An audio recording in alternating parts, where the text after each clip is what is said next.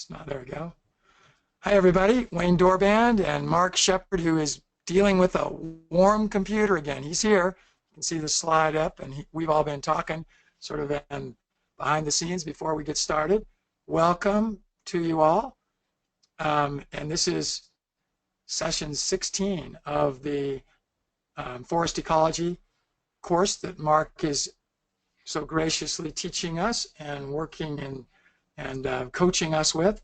And I'm going to be really brief today, and I'm going to actually beg out because of just the last little announcement that I'll do, and that it's Wednesday night. It's getting dark here early now, and I'm getting ready for our event that some of you are coming to out here at the Mountain Sky Ranch in Colorado. And you know, a lot of things get done at the last minute, and we've had nice weather, but it's getting dark earlier. So I'm going to spend the last hour and a half of the day working with some of our crew here, just getting things a little more in shape for the weekend. And Mark's going to do his teaching, and I'm going to turn it over to him. I've got Mark in Bangladesh, and Stephanie, and Deb, I think, helping. And everybody, you guys, make sure you're looking for questions. Mark is not seeing his question screen again this time. And I'm going to actually start just because these people were here early, and they're always here with a couple of questions that were asked, Mark, and then you start with those. And so the announcement was, hey, still come out here if you get a chance. I know some of you are. And it's late timing for most of you. I don't expect you to. But we are going to video the aquaculture course that I'm going to do on Sunday. We're going to video a lot of what goes on Saturday, too. So we'll post some of that, but there's nothing like being with people face-to-face. So hopefully the next one of these we do, I hope we'll still do another one before winter hits in our part of the world at least, or we'll do it somewhere farther south. I'd like to do one actually down at the facility that I've now got considerable management authority over, that I've described to you. Even saw a video on our aquaculture, which is the combination moringa, date palm, aquaculture farm down in the Coachella Valley.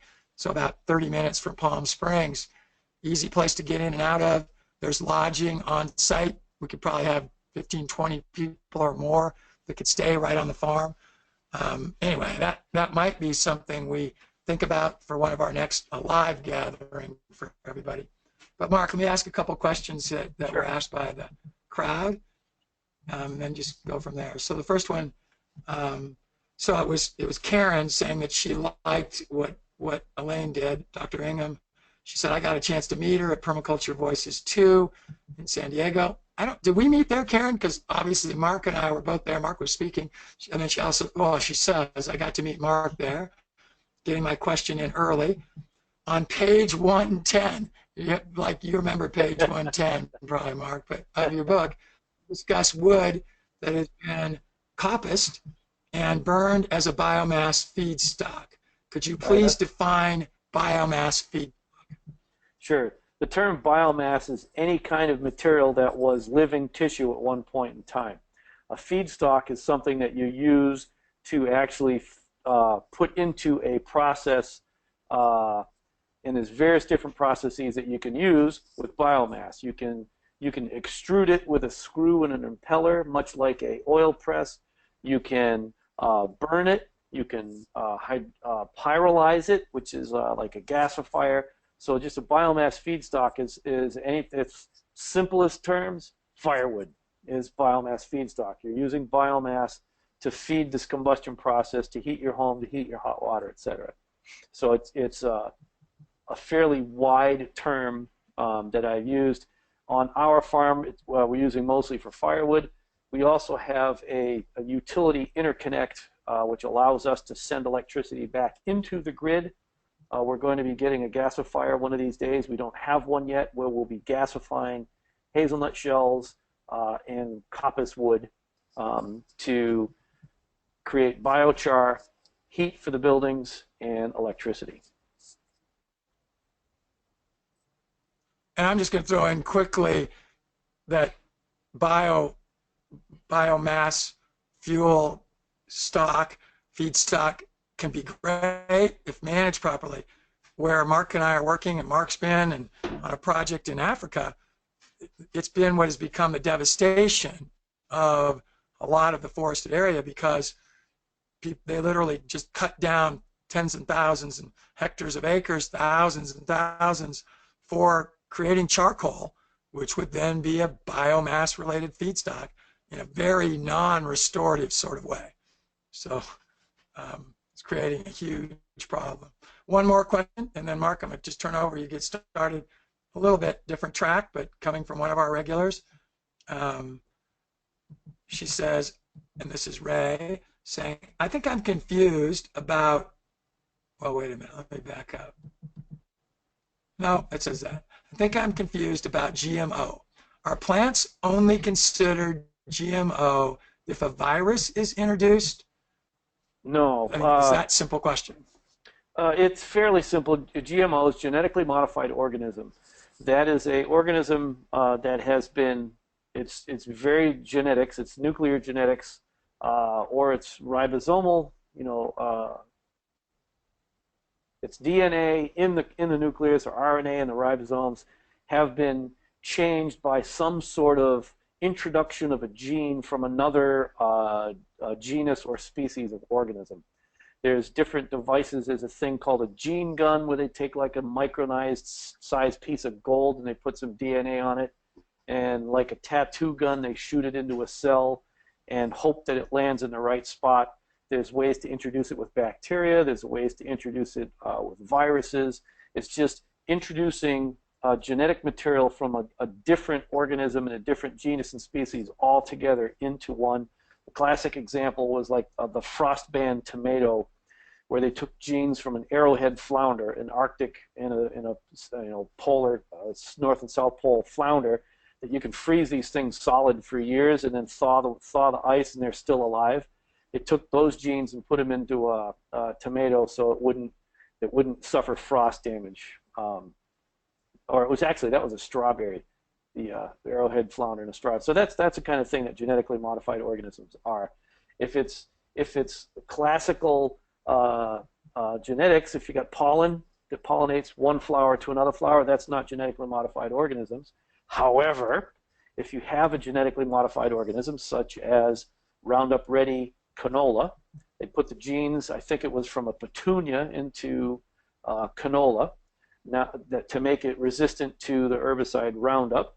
Well, then once the canola flowers, these new petunia genes are in the canola. Then that pollen goes off and it can pollinate a related species of radish perhaps, or cabbage, or broccoli, or kale. Now you have these Roundup Ready genes in the kale. That kale plant hasn't officially technically been it's not a genetically modified organism because we didn't directly change its genes, but it's been pollinated by one. So this whole thing with genetically modified organisms is it's going to be more and more confusing as time goes on, because genetics don't stand still. They keep moving and they keep propagating wherever they can go. And so, is that our last question? Yeah, I mean, actually, somebody threw a name of I think a plant in here, Clean Star Mozambique, probably something that's a GMO variant of something. Yeah, I think that's it for now. You can go ahead and get started. I want to just quickly, either Mark or Stephanie, can you guys hear us, and are you going to be managing the questions here so I can go on outside and get some work done and then follow this later? Absolutely. I'll read the questions at the end. All right. Thank you, Stephanie. By the way, All that's the one. That's the one, Stephanie. So Mark, get going. And thank you. I'm going to turn my webcam off. Don't worry, guys, because you're not seeing any webcams, because Mark's is too hot to be able to turn on, and I'm just going to turn mine off here. So love you guys. Hopefully it's going to see some of you this weekend, and have fun. Mark's going to be great. Oh, I want to recommend, if you haven't watched the replay, we did a really cool interview last night with a guy named Dr. Tom Whiting, finishing up our chicken series. That's when you really go back and watch it. You'll really enjoy it. Tom was just great. I won't give you more info on it than that. Just go watch it. You'll enjoy it. Thanks, Mark. Go for it, man. right. Thank you. Hey, I'm going to do Not as much review in intro this week as I have before, because many of you, most of you so far, I guess, are regulars here. Plus, those who aren't regulars can go back and see previous webinars. How I am presenting the forest ecology curriculum is through the lens and perspective of somebody who is wanting to design and manage their property in such a way that we get agricultural yields from it. We want to be able to yield food, fiber, medicine, those sorts of things, fuel, not just what's traditionally seen, like in this picture here, these are redwood trees. Instead of just managing this as a forest, we want to understand the full complex of ecological processes so we can interact with this in such a way that there are other values besides just plain old timber. And another reason why I want to present the forest ecology curriculum and ecology in general is there's so much and too much of what's going on in permaculture and even in regenerative agriculture, sustainable, biological, all these different non-poison agricultural methodologies that's based on pure dogma. And somebody said it once upon a time, and it gets repeated over and over and over and over again. And because most people, believe it or not, you look around, most people who are teaching stuff on regenerative and permaculture type topics haven't even been living this way. Well, I have. I've been living this way for the past 30 years. I'm also a trained ecologist, and I have been interacting with the planet as ecologically as I possibly can for the past 30 years. I've been deriving my economic livelihood from the production and sales of agricultural products and forest-derived products. So I've kind of grabbed the forest on one side and the agriculture on the other side, and I kind of blend them together. To me, it's all about ecology. How do we human beings live on planet Earth? So back to the whole dogma versus fact. It's a funny topic to get into because people do get offended sometimes when we talk about it. So I'm going to pick on the same person who's deceased now, who I was at a workshop once upon a time, and they looked at a situation much like we see here, this ring of redwood trees around in a circle, and the person said, "Oh, look, this is a power vortex," and started talking about all this amazing stuff about how the energies and the forces of the universe spinning in the vortex in this particular direction, and it interacts, and all the trees come around to give their gratitude to this power vortex, and all these people were spellbound and fascinated by it. And whether or not that's true, I don't necessarily have an argument with what she described. However, but how it was described was in such a way that we could not verify whether it was true or not. It was not an observable phenomena for anybody. We just had to believe what she said. We had to take her words as the truth. Whereas this situation right here, we see the remains of a stump in the center of the circle of trees. There may or may not be a power vortex there, but neither you nor I have any technique or technology or method by which to perceive this particular vortex that may or may not be there. If it's there, and it might be, it's totally invisible to us, that we can't sense it. However, there are some things here that are now observable. They are observations. We can see in the center here that there's the remains of a stump. It's flat across. Looks perhaps like it was cut with some sort of saw instead of blown over by a windstorm, which would have a snapped, jagged stump. And since we've also studied nature itself instead of followed someone else's and dogmatically and just rigidly adhered to what they said is the truth, we also know a little bit about redwood trees, as they are a fire tolerant species, and they have buds that are hidden on the underside of their roots around the base of the stump. And so if a fire goes through the area and burns it, those roots don't get burnt, or the buds don't get burned, and then they sprout up afterwards, and they come up in a ring around this stump. That's an observable phenomena that you can observe in species after species after species. That's a fire-adapted species, and that's something that it's an observable phenomenon. There may or may not be a vortex there, but we can observe that these are stump sprouts around this redwood stump. And another thing that kind of bothered me about it is this this power vortex. Well, okay, well, whose definition of power are you using? My computer didn't advance the slide. I got it. No, I don't. Hello. There we go. So we want to, when we're doing restoration agriculture, we want to observe reality, the actual real phenomena of the rocks and the trees and the dirt and the water and the wind and the bugs and the animals. We want to actually observe that and not try to understand reality through our concepts. So this concept of this power vortex was how this person was relating with reality instead of actual observable reality. Can you guys see the difference there? I'm not saying that she's wrong. I'm just saying that that's not an observation, that is a concept, and it does not help us to actually interact with reality. So much of what's being taught in permaculture and a lot of restoration, stuff is purely conceptual, and it's being taught by people with no experience actually living this way. So back to the definition of power. Look at all the definitions of power. Well, what kind of power vortex? Is it, physical might? Is it possession of control, influence over others? Is it the ability to act or produce an effect? Well, how do I observe a power? Well, if I observe a power, how do I observe a vortex? This is not a observable phenomena. This is an idea that someone had. It may be a reality, but they didn't explain to me how I can see that or observe that. We're talking a lot about disturbances, different kinds of adaptations that plants, trees have. Two different kinds of disturbances. The ones that we've spent the most amount of time on are the ones that are the most common: wind and fire. Last week or the week before, I showed some examples of trees that have the ground line, which is the place where the seed actually got sprouted. And the ground line was above the current ground level. And trees do not grow from the bottom up, meaning they don't have the seed that hits the ground and they push themselves up from the bottom. Trees grow from the tips. They add another cell on top of themselves all the time. So where that seed is sprouted is where that ground line is, where the tissues that are root tissues and the tissues that are trunk tissues are separated.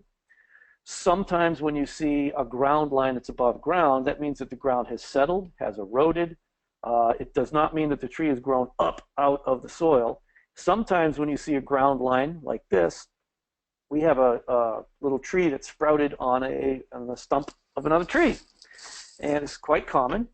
And sometimes what happens is that that stump will eventually rot, decay, and go away. And what we will have, and this is the same tree from a different angle, I just wanted to see the roots. As this stump decays and goes away, pretty soon we'll have this tree standing on these roots up in the middle of the air. And so someone who's going to look at that conceptually might say, oh, here's a tree that's becoming an ent and whatever it is and walking across the planet. It's like, well, no, this is a tree that sprouted in a stump. The stump rotted away. We need to become detectives of the real observable phenomena on planet Earth if we stand a chance at interacting with our place in an ecologically sound manner.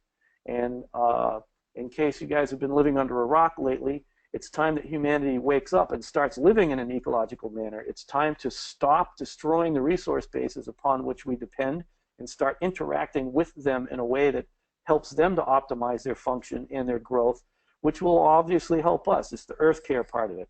Without us taking care of the planet Earth, it won't take care of us. And without us taking care of people, people won't take care of planet Earth. And if we're going to be doing permaculture, permanent agriculture, agriculture means growing food. Growing food means growing enough for us and growing a surplus that we can then share in exchange. And some of that surplus gets reinvested back into our own projects. So we increase the natural capital and the natural wealth and the productivity of our site. And hence, if you're trying to do any kind of sustainable agriculture and you don't want to pay attention to ecology or ecological processes, you lose, because everything, all plants and animals obey and fall within the realm of ecological processes on planet Earth. They just do. And if you don't believe it, that's too bad. They still do. Currently, right now, I'm in a fascinating place with some clients. I'm in eastern Pennsylvania. This is the original building on the property. It was built, the building started here in 1760 by free colonists. They weren't English, well, they weren't like indentured English, and they weren't royalty. These were just like regular commoners that came and started a homestead. And they would have built a cabin right over here. And then this was a spring house, and they made a developed little spring, and the water came out through here, and in this little tunnel was where they would store things that needed refrigeration. They came out to this land, and think about early colonists. They had to survive. Let's take a permaculturist, any permaculturist, and let's drop them off somewhere in the middle of the USA and say, okay, survive. Will they be able to do it? Well, these people did. Some of what they did is they interacted with their environment according to their concepts. And they, of course, believed that they had to, cut everything down and clear it off and grow grains and legumes and stuff like that. That has some negative consequences long term. But what they did, a lot of really very wise and prudent things. This little tree right here, we can learn a little bit about this. This is a tulip poplar. This is the biggest doggone tulip poplar I've ever seen. If we know anything about tulip poplars, a little bit about tulip poplars, we know that they're like a mid-succession to a late succession tree. They're somewhat shade tolerant. They like lots of water. They can tolerate temperatures down to 20 or 30 below. They can't quite go to 40 or 50 below. So we know from looking at this tree right here, for at least for these many years, on this huge gigantic tree, it's probably had 30 to 60 inches of rain a year, and it probably hasn't gone below 20 below zero very often at all. It'll tolerate very hot temperatures, probably no hotter than 100, 115 degrees. So we know a lot about the weather and the climate just by looking at one tree right here. These people were smart. They're sustainable. They built with stone. Wow, they had a resource on site called stone. They removed the stone from their fields, and they built a modest little cottage, and then they built a developed spring house. Eventually they tied the two together, put a roof over it, and then they went and they built their other house. And what I find fascinating about this, most people, this is the tree. Now, if you think about my arm as 3 feet long and my body 2 feet long, this tree is at least 6 feet across at my shoulder height. It's an amazingly huge tree. How old is that? I don't know. It probably no younger than 1760. So 1819, almost 300-year-old tree. That's a sustainable plant. Now here's the house now. Most people go, oh my gosh, this is an amazing rich person's estate. But this property started by people who were scratching holes in the dirt. They lived in a dugout. They made a tiny little 8 by 10. This little house right here, this isn't even 6 feet tall. A tiny little house, very modest. They probably packed 1,000 people in there. I don't know, 5 or 6 kids. Then what they did is the first building they built after that was their barn. That was the most important.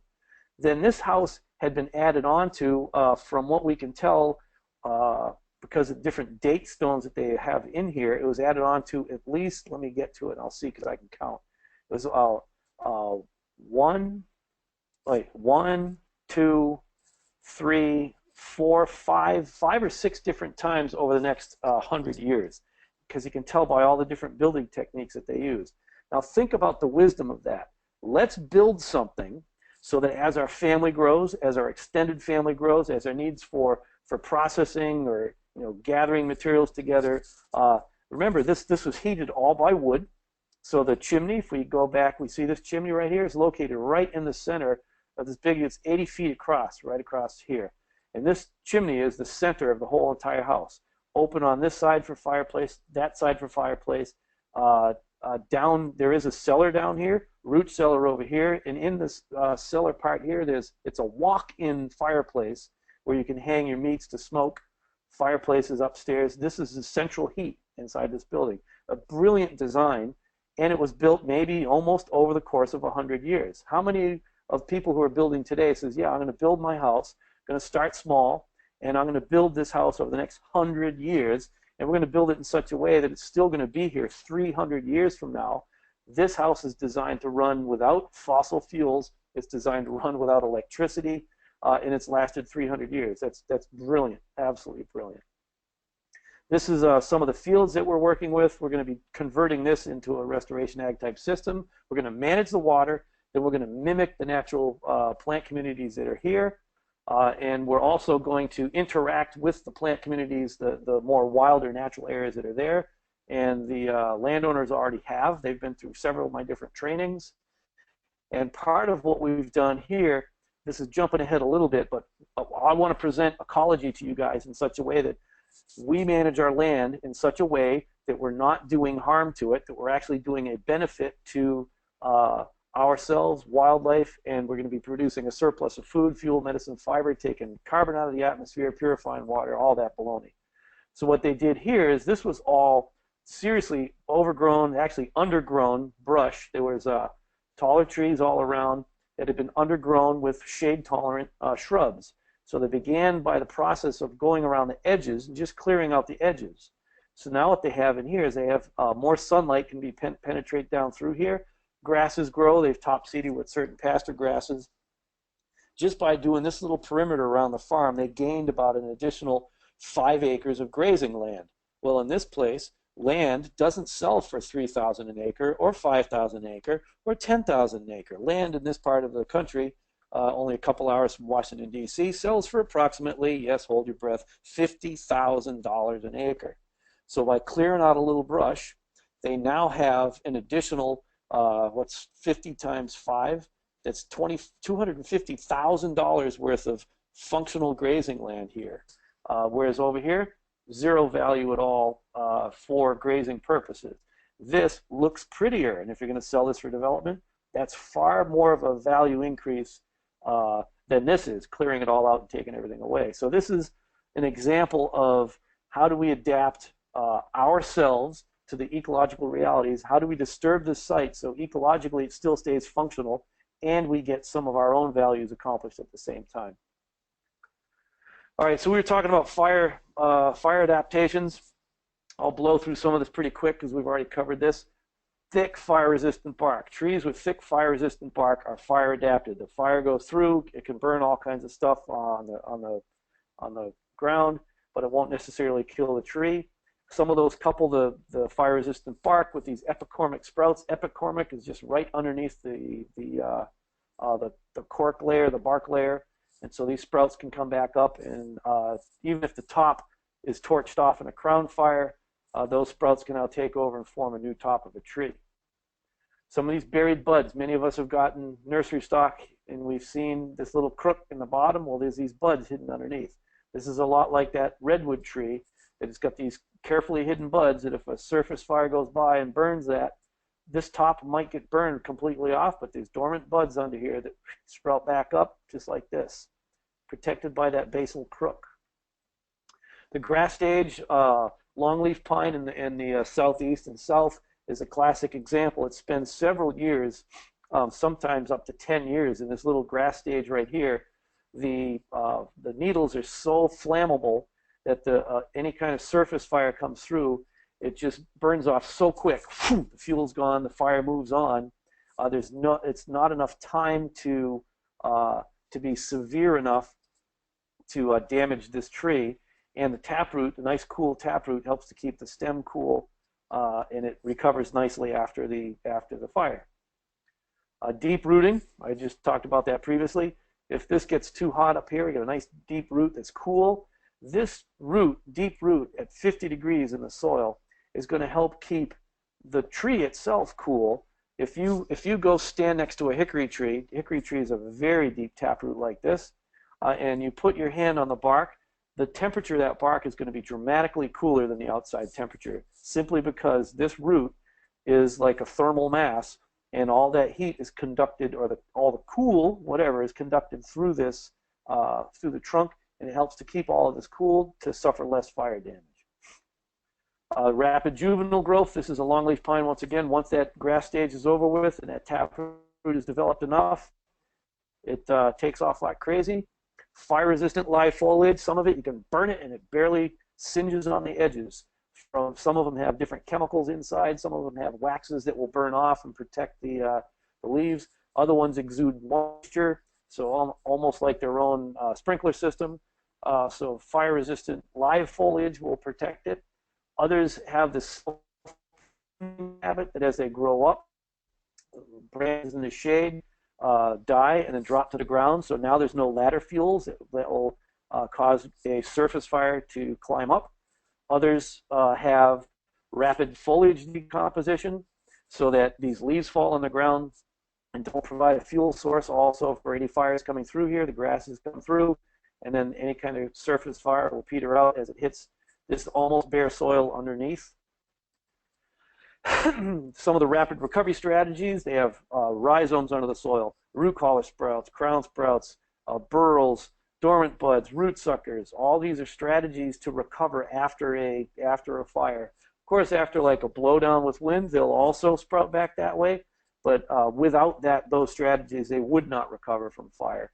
Even some late successional species like beech, American beech, and there's a lot of American beech on this site, as well as tulip poplar, sugar maple, eastern hemlock. The beech, a fire can come through here, burn off the surface, and the trunk is very sensitive to fire. The top may die, and then all along the roots that are here, they just sprout like crazy. And now you have, instead of like one beech tree, now you have 50 million beech trees like in this. These same strategies, these rapid resprouting strategies in trees, which was their natural defense against fire, works to our benefit in that these trees coppice very readily. You can cut them completely to the ground and they'll resprout, or you cut them partially to the ground and they'll resprout from the tops, they'll resprout from the roots. We can understand the plant's behavior. It's a fire adaptation, but it's also adapted to coppicing because it has this rapid resprout ability. Early flowering, seed production, precociousness. This is a 3-year-old chestnut tree that's beginning to bear. Precocity in the trees is primarily genetic. So chestnut, for example, we can concentrate precocity in it. The precocity is one of the fire adaptation strategies. We can now concentrate this, and guess what? That works to our benefit. By understanding some of these survival strategies, we now know that coppicing can be a tool, and it's somewhat that's working with its fire adaptation strategy. We know early reproduction is another fire adaptation strategy. Seeds from trees really fast is to our benefit. We can be getting food from trees. It's a myth that, oh, trees take forever before they start producing seed. It's not useful as an agricultural crop. Well, my foot, if we're getting seed off of chestnuts. I got 2 family lines of chestnut trees at my place that, say 60 or 70% of their offspring will come right up out of the nut and have a flower that very first year with a seed. So precociousness is a fire adaptation that we can use to our benefit. Light windborne seeds, the classics, are like birch and maples and elms, and most of the pines have little tiny seeds like this. Then serotinous cones. Jack pine is probably the most common all across the USA. Pitch pine in the east and down the eastern seaboard. Pond pine across the mid-Atlantic up through Table Mountain pine in the Kentucky Plateau, Tennessee area. We've got lodgepole pine, and there's quite a few species of pine in California. I'm not as familiar with California plants as I am other parts of the country. Some of these cones, like jack pine, for example, it can tolerate almost 1,000-degree heat for a minute, and all it does is it melts the glue, melts the pitch. It opens, the seeds open up, and then the heat triggers the seed to say, hey, wake up, start growing. That seems to me like a pretty amazing trait to have developed. And this is the pond pine. It's the classic one. This can take the highest heat of any of the serotinous cones, and that's what causes that seed to germinate. It has that particular stratification technique. That's what will cause that seed to germinate. Isn't it fascinating that this tree, one fire adaptation strategy is to not sprout unless you're burned. Another one is to sprout no matter what, regardless. Chestnut is a classic. White oak, bur oak are both, all of those are trees that will drop their seed right to the ground and sprout. You want to be able to If the fire goes through and kills the tree top in the fall, that seed drops to the ground, puts a root down immediately, and there it is. It's gotten some nice exposed mineral soil, a lot of quick release nutrients from the fire, and it's going to dominate that site, colonize the site. Both oak and chestnut also have extremely rapid juvenile growth, so they can grow faster than anybody else, especially when you got no competition that's been erased by fire and the quick flush of mineral nutrients from the burn. And then once you've grown fast, you start to develop a thick, corky bark on the base, and if another fire comes through, you just might make it and never be burned again to cast more seed. Some other trees, their strategy is to go ahead and promote fire, and like white birch, paper birch, river birch, a lot of the firs from conkeler fir, silver fir, Fraser fir in the west and Rocky Mountains to balsam fir in the east and the north. They're okay with fire coming through. As a matter of fact, they encourage fire. Some of what they can do is, like for balsam fir, they're somewhat shade tolerant. They'll grow underneath an overstory, and they can cause a crown fire. Let's say they're underneath white pine that's got this big, thick bark, and it's now impervious to fire. Well, fire doesn't go through for a few years. Your balsam fir get established underneath. Then the balsam firs torch out. This foliage lights on fire, catches the crowns of the white pine on fire, wipes out the overstory white pine.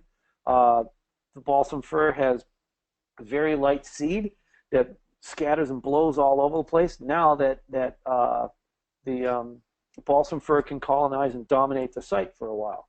White birch has super light seed that will also blow around in the wind after a fire, and it sprouts back from the stump. So they have multiple different fire strategies, and one of the ways to go ahead and survive through it is to light on fire real quick and burn everybody else out of your way, and then you can propagate faster. So the retention of foliage near the ground, this is a white spruce, for example. This tree itself, white spruce, and also with the firs, for example, they're very fire, they're flammable. They burn right out, but they have those super light seeds. They want that bare mineral soil exposed by a fire in order for them to grow. So you combine this, torch out fast, burn off the overstory, get your seeds out there, and survive to the next round. Retention of the dead lower branches. These are also white spruce. So when white spruce is in the full sun, it's got living foliage, it's highly flammable, kapoof, you can torch out the overstory. In this case, now it's gotten shadier, it's the white spruce, all the green is up on top. Now you still have all these ladder fuels that if a ground fire comes through here, it's going to torch right out. Forest fire fighters, you know about these different characteristics of trees, and you use fire lines to steer the fire where you want it to go. And you don't necessarily want to steer it toward fir or spruce because it's going to torch out, and the fire will then reach all the way up to the crown. Some of the things that are fire adaptation strategies, short stature, everything from gamble oak, blackjack oak, some of the bristlecone pines, look at the bark on that as well. They stay right down within the fire zone. If a surface fire goes by, the whole tree torches. They will sprout back from the roots. They also have seeds that may not have I know that blackjack oak, it will drop its seeds right to the ground, immediately start sprouting. Not sure about gamble oak. Some of you Coloradans, let me know if gamble oak sprouts immediately. Now, the types and the numbers of fire-adapted species on your site, go wherever you are and look what kind of trees you have. If you don't know how to identify trees, get a good tree identification book and learn their names, learn their habitats, learn their behaviors. You just look around and you look at the numbers of trees on your site, you now have evidence of the frequency, the type, and the intensity of fire that's been happening on your place. This place here has beech, sugar maple, and tulip poplar. That's telling me that this is a old growth, late successional. They're all shade tolerant. They're not all that fire adapted, although beech will sprout back readily after fire. They like a certain rainfall pattern, like 45 inches of rain. And you've got this 300-year-old shade-tolerant late successional tree. We know there probably hasn't been fire here, a catastrophic fire, in at least 300 years. Well, and more than that, because we had to go through early succession, we had to go through grassland, We had to go through shrubland, through the sun-loving phase like oaks and hickories and ash, and then eventually into our sugar maple beech, tulip poplar, hemlock. So it was probably another 300 years before. That's probably 600 years before any real catastrophic fire went through here, just by looking at the types of trees around. Whereas if you live in a jack pine thicket that's about 10 foot tall, you know that that's had regular fire, probably for close to forever. And what that means is probably you will have a fire, probably real soon, probably within 50 years. So by understanding the types of trees that are on your site, you can learn the weather, the climate, the fire regime, and then that will teach you, if you're actually looking at the observable phenomena, this is the evidence that will tell you how to interact with your site. And if you don't interact with your site in a compatible manner, you'll destroy your resource base. You'll have less health and nutrition, et cetera, et cetera. And the whole world falls apart and we start over. Yeah, that's the ticket. All right, different types of fire. There's ground fires, surface fires, and crown fires. Ground fires are fires that are actually in the ground. Upper left here, this is a ground fire up in Alaska. A lot of the places that have a higher organic matter accumulation than decomposition, which happens in many cold climates where mosses and lichens and tundra type stuff grows, but it's so cool that you don't get a lot of decomposition going on. The peat just builds up and builds up and builds up, and this peat can catch on fire and just smolder, and it's under the ground. A lot of other places, such as in the southeast, very heavy rainfalls, 100+ inches of rain a year, but because of the soil chemistry and the chemistry created by the plants and trees, there are hydrophobic layers within the soil that don't allow the water to soak down into the soil, and it kind of puddles on top, and then all this organic matter accumulates on top, and so you have peat, wet peat, temperate zone areas which can light on fire. Even in the tropics, there are peat lands, deep, deep, deep layers of peat that it's under the ground and it smolders and can go forever. Surface fires are fires that are burning the material on the surface, grasses, twigs, leaves, small brush. And a crown fire is a fire that's gone up into the tops of the trees. These are the most feared by people, and they're the least able to control, because they start creating their own updrafts and their own wind currents, and sometimes they create their own weather, and they can hop and jump around all over the place, and they can burn through full-size trees sometimes in the snap of the fingers. It's amazing how fast crown fires can go. You guys have seen a lot of crown fire stuff on the news lately. What we see here is we see an area. This is in Minnesota. I took this summer. This is 1 year after a fire.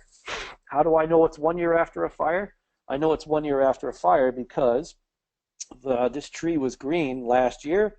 The fire went through and the green needles died, but they haven't fallen off. So in this summer here, 2016, these needles are in the process of falling off. Probably next season the snow will knock it all off. What had happened is the surface fire came through fairly quickly.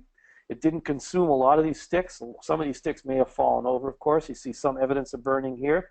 But this kind of stuff didn't burn, and it moved through, and it killed these trees. This is a balsam fir.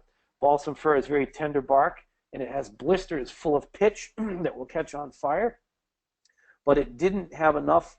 The ground fire either went through fast enough or it wasn't hot enough, so it didn't climb up here and start burning out the crowns of these trees. So a surface fire had gone through here, and it didn't turn into a crown fire. This tree probably died because of the heat down here. Probably not because it torched out, because there's still branches on it. We need to be detectives looking at how this operates. Different kinds of crown fires, how they happen. Many of them are just these hopping crown fires. You'll get one tree, woof, torches out. Then it can hop to another one. There are other crown fires that are dependent. This fire will not, this will only sustain itself if it has a surface fire underneath it. And there's other kinds of crown fires that they don't need a ground fire to keep them going. That once they get up into the ground doesn't burn anymore, and it's just the crowns that burn across it. And man, oh man, don't get me in the way of that fire right there. So a couple of things with fire. The intensity of a fire is how high the flames are, or the amount of heat energy generated by it. The severity is the effect on the soil and the vegetation. And here's where we kind of mix with these. You can have a high intensity fire, super amazing amount of heat generated, but it's not very severe.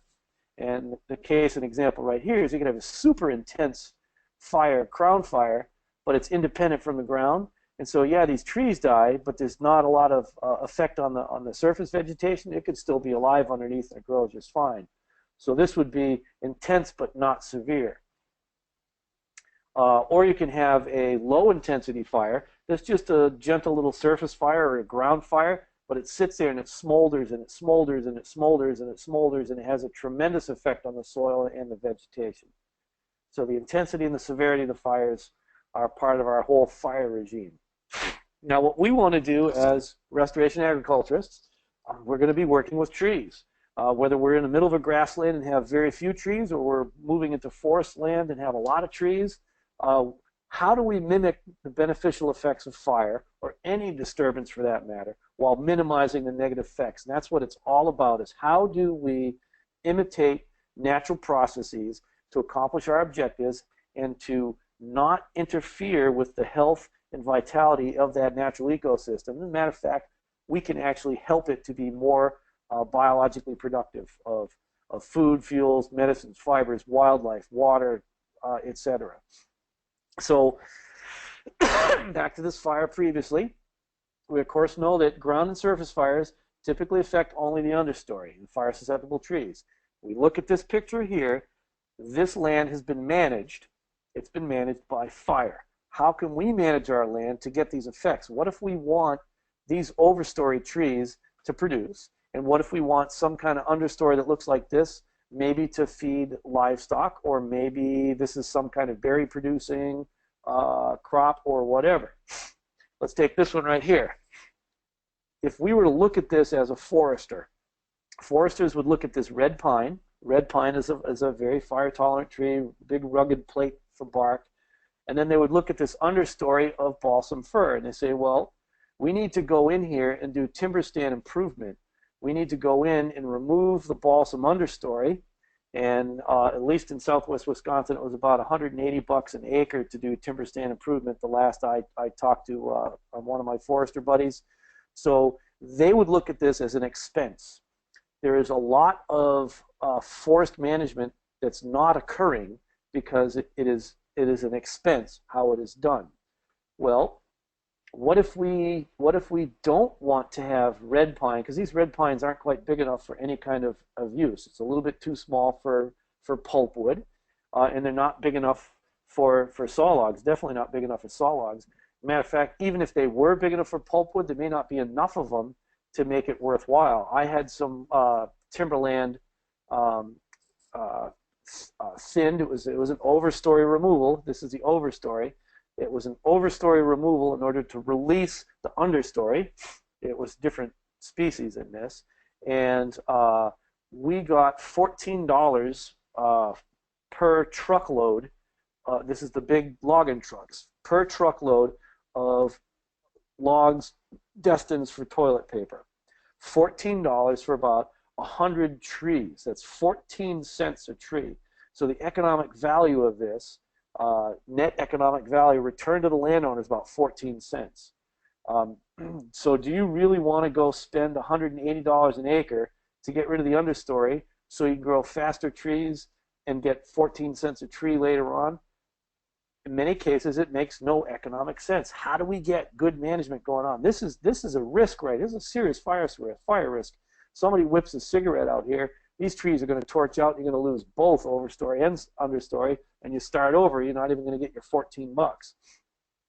Well, what if we want to favor balsam fir? How would we go about doing that? Maybe these trees are big enough to make a little cabin. We can pull out the overstory, release that understory. We can remove the understory, and the overstory will grow better. Or we do nothing and risk catastrophic failure.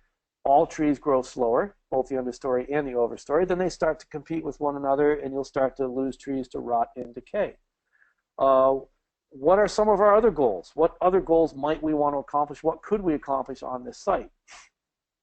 How can we mimic this? This was a fire number of years ago on this one. What a beautiful open wooded area. Out of here you get recreation and timber. That's about it. Not a lot of food. This cost almost nothing to manage. How can we get good forest management and not cost us 180 bucks an acre? That's where I say that it's the agriculture part of restoration agriculture that gives us those, brings those values to us, because that's the most easily convertible into cash. And this is an example right here with a client I'm working with in Kentucky, in that they would remove trees here and there to open it up, seed grass underneath, and now graze cattle and sheep, and you have chickens with eggs and alpaca, meat and wool. So it's almost zero inputs, and you have cash return instead of an expense. Let's go back to this. How might we approach that? Well, what if we go ahead and remove an understory to favor the overstory? We want these pines to grow, and we want a little light to get in here. Well, let's go in and remove the balsam firs. Well, when would you remove the balsam fir? Well, how about removing the balsam firs in about early November? Why on earth would I do early November? The ground is probably a lot more firm. A lot of the understory plants are dormant for the winter. You're not going to do as much damage to the ground. And you have time to harvest all of the greens and make them into Christmas wreaths. Now, you've removed the understory. You've done timber stand improvement. And the Christmas wreaths, it's a economic yield. So it may still have cost you 200 bucks an acre to yourself or your chainsaw and your time to go do this timber stand improvement, but you got a yield out of it with Christmas wreaths. Also, you go in and take other species such as birch. There could be some maple in here. You cut those logs out and use those to inoculate into mushrooms. So try to get as many different use values out of there, from ornamental to food, while doing your timber stand improvement here. And by the way, in future sessions after our forest ecology session, we're going to go into silviculture as one of the branches of this, is actual forest management, different forest management techniques. Some other values that you may be going toward or for is to get eventually an old growth forest look. Most old growth forests have a very uneven age distribution. But you saw in those previous pictures, all the trees are about the same age. How do you get there? Well, we might want to clear out a pocket of all those trees. Take all those red pines and all those balsam firs in this particular area here and let these ones grow on the left. And then maybe 5 or 10 years later, remove another pocket and another pocket until you have fewer trees of larger diameter and you have pockets with new regeneration coming on. And what this sets up here is now almost a regular intervention. You can go in year after year after year and pull out like firewood length trees and still have plenty of seed to kind of cast down there. This is one approach to developing an old growth forest with our management style and having various different ages. What would we do here? Oh my gosh, what would you do here? Well, we can start removing some, get some grass established in here, plant some shade tolerance underneath, perhaps blueberries. Maybe we'll use the shade as a mushroom yard and get logs from somewhere else. Various different strategies. Let's think of ways to extract a yield besides just timber, because as a timber stand, this is nothing but expense. But as an opportunity for ornamental, for craft material, and for agricultural products, just open this up, scratch up the ground. Actually, how about harvesting the needles for pine needle mulch? Those in the south and the east, pine needle mulch is actually used instead of like bark mulch in most other places around the country. Or we can go in with a doodad like this, a land clearer, hydro axe, various different names for it. And you just drive it around and you grind up the understory. This is actually, yes, an expense. However, or we can use fire, use the flame weeders. I like this this red dragon here because what it does is it'll flame the area, torch it, and there's a roller in the back that snuffs it out. Whereas this one here, if you're doing it the wrong time of year, things are too dry and too windy, you can cause as many problems with that as any irresponsible jerk can. This is actually set up as a coppice woodland. where this is constantly being coppiced throughout the years. These are hazelnuts over here, removing material for making charcoal, for firewood, for inoculating, mushroom logs, and they've left behind, they've gone in and removed the undesirable stuff and left the ones that have some. We've got hazelnut. This looks like an apple. Or we've got various different nut-producing trees. Here at the site that I'm at right now, they have a lot of hickories. They have a lot of beech nut. And if we're going to be opening up, letting more grass in, let's leave the trees that have more nuts on them. First, it can be human food for sale, and secondly, it can be animal feed in the form of pig feed. So let's use our agriculture to get yields out of our natural systems, and let's manage them such that they actually have better photosynthetic productivity. I got right here a little video. I don't know if you guys will be able to hear the sound on it. This was a cornfield 20 years before this picture was taken. Chestnut was planted in double rows 20 feet apart. The idea is that this is eventually going to be a chestnut forest long term. Short term, obviously, it was a field with trees in it. And then we grazed through it through a period of time, and we mowed it every once in a while. Well, trees that we didn't want came up, mostly black locust and white ash and some staghorn sumac. So what we did is first thing is graze through it. There wasn't a lot for them to eat, so they went through really quick. Then I went through the chainsaw and I dropped the trees that we didn't want, trimmed up the trees that we do want, and then I came through with a flail chopper. It's a Bertie orchard mower, and I use the forks on the front end to lift it up and to mash down the sticks as I drive over it, and to just grind them up. And see if I'll run this, and if you guys got some sound. Ow, that's loud.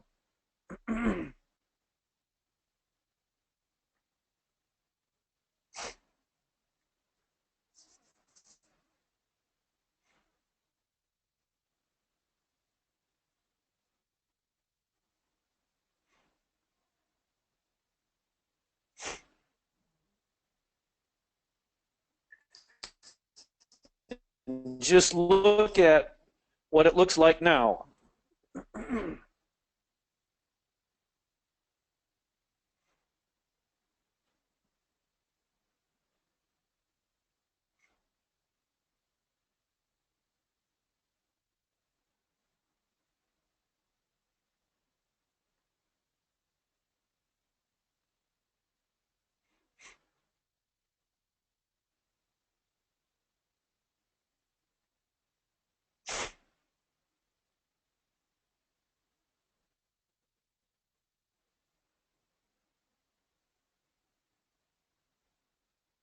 All right, and this is what it looked like 2 months after that video. The grasses that were there are no longer shaded out. They rebound like crazy. The chestnuts are now in the full sun. They're going to grow like crazy. Look at all the nuts that are actually on the tree. There's still some on the trees.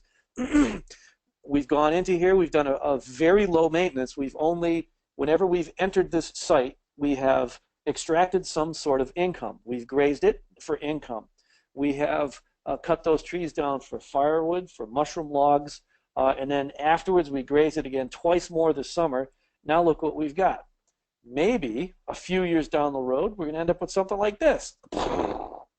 Okay, so maybe our trees won't end up being that big. That's one of the goals. We've already seen this site. How can we steer succession on this site? How can we get some kind of yields while staying within the realm of ecological processes? We want to minimize our costs, optimize our yields to us. We don't want this to just be expense, expense, expense. Let's get the eater once, maybe. I'll make them like this. Let's do the bulldozer, manage our water resource. This will incorporate organic matter with rocks. It'll also get the water and soil, of course, and the water will get more evenly distributed. It'll soak in better. It'll be less erosion, cleaner water. This is another example I showed you. This is southern longleaf pine. Optimizing the water on the site, clear out all the understory. Sunlight gets in. Now the grass can grow. And now let's underplant with some native species that have economic value. In this case, saw palmetto, which is a prostate medication. It's a herbal supplement that's booming sales on this. This is a almost perfect mimic of a southern longleaf pine wet savanna. And here it is. This guy just did genuine ecological restoration and harvested yields all along the way with grazing, going to harvest yields with saw palmetto, continued grazing in the future. And actually, one of the things they're thinking of doing is collecting seed from some of these odd, rare pine savanna wetland plants, the seed. Blueberries, classic example. Let's torch with the blueberries. Let's manage pines with blueberries. Let's manage, many of our woodlots with fire. These tools can be adapted. I really want to adapt this to manage my oak savanna hazelnut plantings with fire. It's another one of the things on my wish list. These are all managed blueberry lands, and the blueberry barrens is probably the closest example I can think of right now of commercial agriculture that basically is restoration agriculture. You're taking something here that this is worthless agricultural land. You can't grow corn or beans because of all the rocks. There's hardly any soil there at all. And all we do is we keep it in this open shrubland phase with fire, just like it's adapted. I would like to put in some Korean pines, so we would now have pine nuts and blueberries in the system. So what do we do here? This is my site up in Maine again. What are your goals? What's your context? Let's manage this resource base. We know that everything from the red pine to the birch to the butternut in this particular picture are all fire-adapted species. We've got grasses in here, which is also a fire-adapted herbaceous species. We can go in and mimic the effects of fire. We can remove the understory to allow certain other plants to flourish, the plants that we want to focus on that accomplish our goals. We can imitate the effects of a blowdown of wind and remove the overstory, which will release the understory. When we remove an overstory, if there's big openings, we can plant whatever our favorite species are. That's the next phase of succession. Let's imitate what natural disturbances would be on this site in order to accomplish our goals. And some of the things that we want to consider is we want to consider the timing when we do it. I mentioned doing the balsam fir, to harvest the balsam fir greens in November. Great time to make Christmas wreaths. Also, we might want to focus on plants that have hard mast: beech, oak, hickory. These are great for wildlife and great for feeding pigs. Some kind of buffer strips. We want buffers along streams, cavities, and older trees, legacy trees, for some of screech owls and red-headed woodpeckers, tree swallows, all live in cavities. Bluebirds live in cavities, and most of those species are insect eaters. Screech owls will eat like mice that girdle your young trees. We want those guys to be doing some pest control for us. On your landings where you pull all your logs out too, go ahead and seed them in, plant them in. These can be your gardens later on, because if you're doing any logging, there'll be a bigger disturbed area where you stacked everything up before loading it on trucks, or where you milled boards. There's lots of sawdust. Plant lots of raspberries in your sawdust. Keep a good diversity, but we don't have to go overboard on the diversity. We'll want to focus on go heavier on some higher value economic species, like at this site where I'm at in Pennsylvania. We're going to go heavy on chestnut because it has the most opportunity for high value economic turnaround. And keep your eyes on the big picture. As restoration agriculturists, we want to operate within the constraints of ecological systems. We want to be an active and a beneficial participant in natural processes on planet Earth. We want to be a force for good instead of a force for destruction. So you take a look at this picture here. What are some answers? What would you do at this site? What are your goals? Manage your water. Know the dominant plant communities in the area, what you've got to work with. If you don't understand and identify the trees and shrubs that are in your area, learn them. Now let's establish a system that mimics our natural plant communities. We learn the present disturbance regime and the past disturbance regime. Part of how we do that is by looking at the legacies. What kinds of species are there? Tell us what kind of disturbance regime has been there for a long period of time.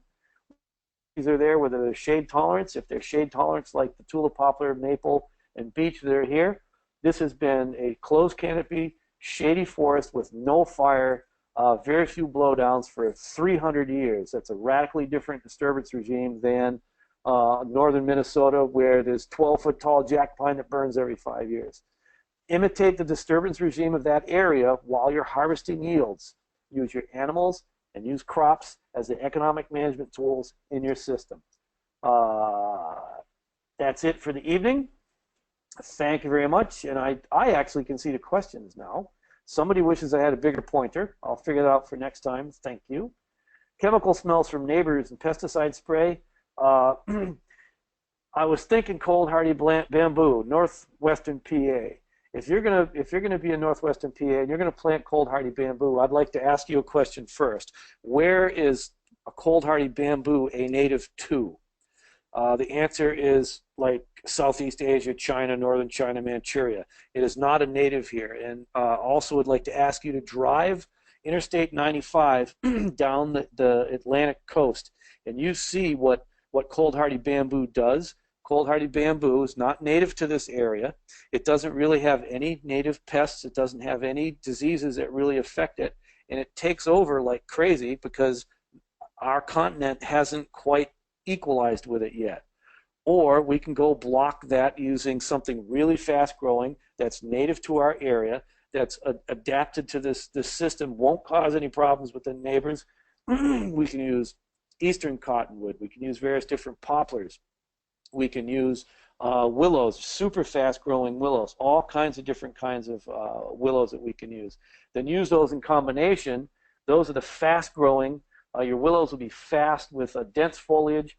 Cottonwoods and hybrid poplars will be taller, also fast growing. And then in the middle, you could go plant eastern hemlock, which will be slower growing, shade tolerant as your willows and your poplars start to fade out, in 20 to 50 years. Then your hemlocks will be in there. Those would be a good windbreaks there. And those are also, that's what this is. See on the left-hand side of our farm, this is actually, this is mostly hybrid poplar and willow with black walnut planted in there because the black walnut is a longer-term, high-value timber crop, and we graze in here. So here's your laundry smells and GMOs. Now we put in this buffer. We have fast return hybrid poplar. This building was built, all the framing in this building was built from the hybrid poplar that we planted and we harvested on site that was acting as our windbreak. So our windbreak built this building. Our windbreak also sheltered the area where animals graze, and walnut is a long-term crop. So we're getting annual yields from grazing cattle and hogs. We get short-term yields, 10 years for the hybrid poplar for building materials. And then the longer-term yields are black walnuts, and one of the yields that I'm getting right now are squirrels. So how does that work? Now you need a wind blade. Now the area I need to wind block is nearly completely shaded by 60-foot tall maples. Very nice straight poles.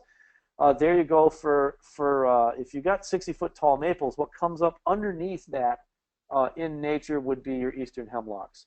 Your maple coppices well, red oak will coppice well, hickory does not coppice well, white oak does not coppice well. So if you wanted to get started, put a lot of eastern hemlock in there. You can get Musser Forest Nursery in Pennsylvania, I believe, has lots of eastern hemlock, fairly inexpensive. And one person, this has come up a couple of times, some person says that they have the idea that I don't necessarily like black locust on the farm. If you are planning to plant black locust, you go ahead and do that. Black locust is an incredibly valuable wood. It's super hard, super rot resistant. It's nitrogen fixing. It has thorns that will puncture thousands of dollars worth of tires. And if you have enough moisture around, say half a meter to a meter worth of moisture a year, that stuff is going to grow so fast. It grows from root suckers, stump sprouts, oodles and oodles of seeds. It makes fabulous honey. It's an incredibly valuable tree. It does not behave the way I want a tree to behave on my site. And there are plenty of other options that I have for rot-resistant wood, fast-growing wood, hardwood, and nitrogen fixation. I don't need to have something that's going to, that just actually right in here, see all this thicket on this picture? All this right over here is a massive clump of black locust that I didn't plant. It came in from outside. This whole thicket right here is a thicket of black locust. It's actually taking away from some of my more valuable crops.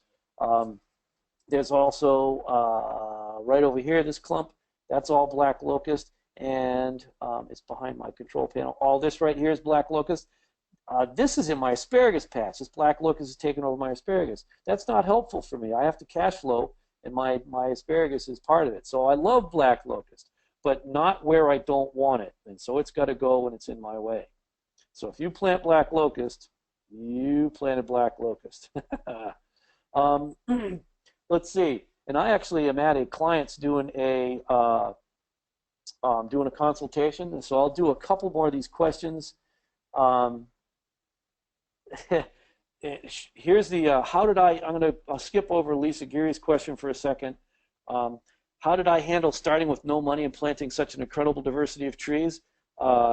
It was funded with annual produce for one, and then also by buying wholesale and not retail.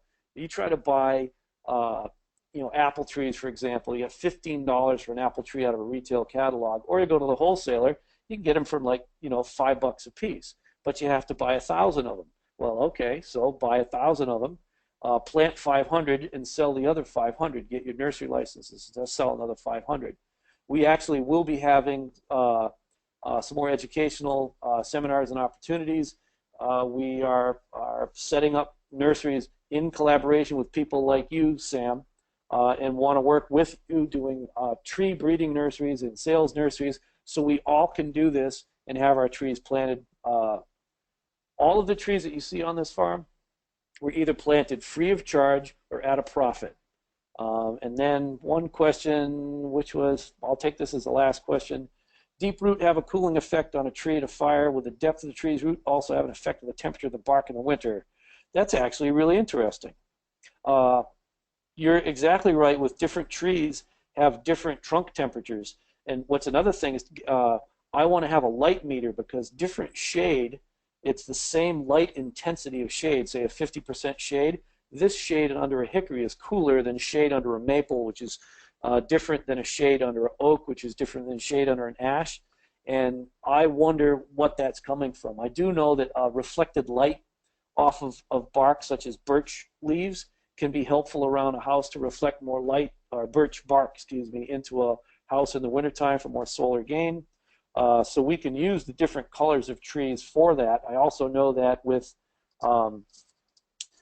areas like up in the far north in Alaska and northern Canada, the light bark of the birch will reflect more light, and you'll have more snow melting around it quicker than other trees. And so you guys pay attention to some of that stuff too. That's really, really important. And that's all I've got time for tonight. Thank you guys for hanging in there. We'll continue with a little bit with the disturbance next week, and we're going to begin morphing into succession. Part of what we're doing here is I'm going from the big picture down to the small picture, and as this course progresses, we're going to go through disturbance regimes, how we manage for disturbance, how we use disturbance, into succession, change of our site over time, and what the effects are going to be as we do that. Then we'll go into individual different tree physiology, tree identification, how do these trees behave, how do those trees behave, how do they reproduce, and so on. And so thank you everybody for being here tonight, and we'll see you next Wednesday, same channel.